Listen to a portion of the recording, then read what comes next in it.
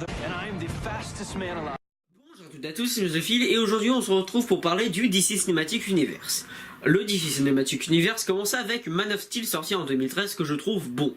Puis le controversé Batman vs Superman apparu, que je trouve très bien. Le DC Cinematic Universe, c'est vraiment très énervant de l'appeler comme ça, je vais juste dire DC, avait déjà posé ses bases, des films intelligents, sombres et sérieux.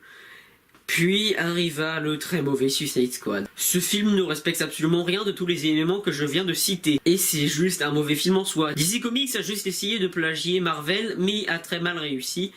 Et d'ailleurs, je préfère DC Comics pour son côté sombre et intelligent. Bref, est-ce que le prochain film du DC est-il bon?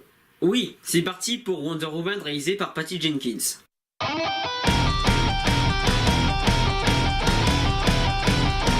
L'histoire, Diana est une femme vivant sur une île peuplée d'Amazones. Un jour, un avion s'écrase et elle sauve la personne à l'intérieur du nom de Trevor. Cette personne lui raconte qu'une guerre terrible fait rage en dehors des frontières de l'île, la Première Guerre mondiale. Mais elle les rejoint pour les aider et pour tuer le dieu de la guerre, Ares. L'histoire est bonne, mais comme je ne regarde pas les bandes annonces, avant d'avoir vu le film, je ne connaissais juste que super-héros lors d'une guerre mondiale. Ah, j'ai commencé à avoir peur. Car le film aurait pu tomber dans du syndrome de Suicide Squad, ou tomber juste dans un côté nanar. Mais le résultat est vraiment bon, ils ne prennent pas cet élément au second degré. Wonder Woman incarne l'espoir.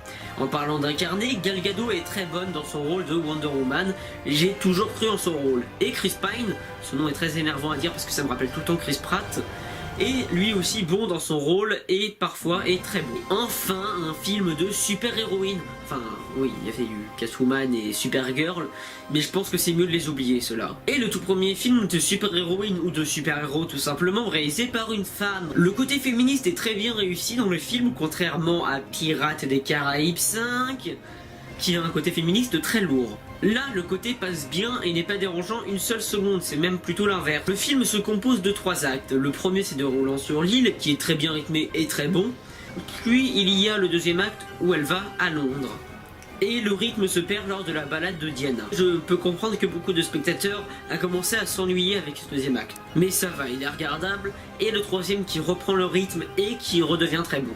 Les costumes sont très bons, des civils aux soldats, aux méchants, aux héros et aux Amazones. Même si le costume de Wonder Woman est très bon, j'ai une grande impression qu'il a gagné beaucoup de couleurs entre ce film-là et Batman vs Superman. En parlant des couleurs, ce film est dans la lignée de Man of Steel. Sur l'île des Amazones, les couleurs sont flamboyantes, tel Krypton dans Man of Steel. Et une fois arrivé à Londres, les couleurs deviennent grisâtres à part notre super-héroïne, comme Superman dans le monde. Mais les couleurs évoquent la même chose que dans les Animaux Fantastiques, l'évolution de Londres et ses fumées. Le film est assez lisse, je vais dire. Il y a les méchants d'un côté, les gentils de l'autre, point. Tiens, en parlant de méchants. Le méchant du film est très intéressant, mais pas en termes... Mais toute sa force est basée sur ses paroles et ses idées qui, elles, sont intéressantes. D'ailleurs, je n'ai pas compris ça, mais beaucoup de personnes se plaignent du choix de l'acteur pour incarner Ares. Moi je le trouve bien choisi car on n'a pas besoin d'avoir une carrure imposante pour être un méchant. Déjà il n'y a qu'à voir Lex Luthor dans Batman vs Superman. Mais ici, comme je viens de le dire, toute sa force est basée sur ses paroles. Il y a aussi 2 autres méchants, le Dr Poison, qui est bien, l'actrice est bien, le costume est assez bon, et le général Ludendorff, qui est bien lui aussi. Mais ces 2 méchants ont un problème, on ne les voit pas assez je trouve. Les effets spéciaux sont bien, je n'ai eu aucun mal avec eux, mais beaucoup de personnes ont vu un côté plastique numérique au film. Ils sont utilisés dans de très bons et de très beaux décors et orchestrent de magnifiques plans lors des scènes de combat. Et ces scènes sont très bien chorégraphiées et très bien rythmées, où notre seule envie est de prendre des captures d'écran lors de la scène. Les musiques du film sont très bonnes et donnent un aspect épique au film, mais malheureusement je trouve qu'on ne voit pas assez le thème instauré dans Batman vs Superman, mais quand il apparaît, frisson garanti. Le film a de l'humour, pas Suicide Squad non plus, et il réussit à le mélanger avec le sérieux, ce que je trouve donc très bien fait. Le personnage de Diana me fait cruellement penser à celui de la petite sirène. Elle est curieuse et plongée dans un monde qu'elle connaît pas. Oui, plonger, petite sirène, c'est très drôle. Et je vous propose de me donner l'explication de cette blague incroyable dans les commentaires de la vidéo si vous l'avez comprise. Parce que oui, cette blague est incroyable. Ah oui, moi j'ai envie de dire LOL, j'ai envie de dire MDR, j'ai même envie de dire PTDR. Mort de LOL, XD. Et c'est d'ailleurs dans le deuxième acte qu'elle découvre la vie des hommes, qui enchaînent quiproquos et des scènes comme ça on en a déjà vu assez. Mais son personnage en reste épique et comme je l'ai dit, incarne l'espoir. Le reste des personnages sont bons, surtout celui interprété par Chris Pine, et paraissent. Mais à un moment du film, on nous rapporte deux personnages qui sont bien beaufs. Quand je les ai vus, j'ai fait non, film s'il te plaît, tu es bon, mais pourquoi nous rajouter des personnages aussi énervants que ça? Pourquoi? Puis on voit qu'ils ont une identité très intéressante et on veut les connaître. Surtout celui interprété par Evan Bromner.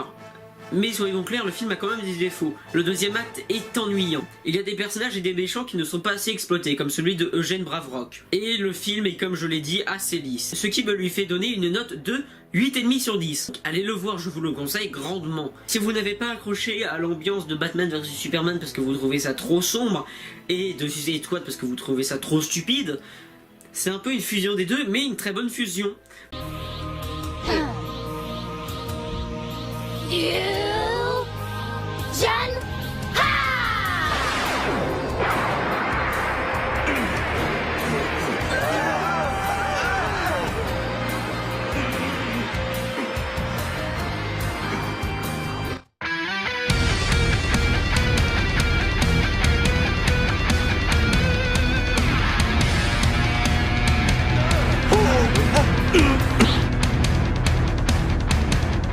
Beaucoup de personnes le considèrent comme le meilleur film du DC Cinematic Universe, même si pour moi ça reste Batman vs Superman, mais ils ont quand même raison. Tous ces éléments me font penser que Wonder Woman avec Logan est le meilleur film de super-héros sorti en 2017.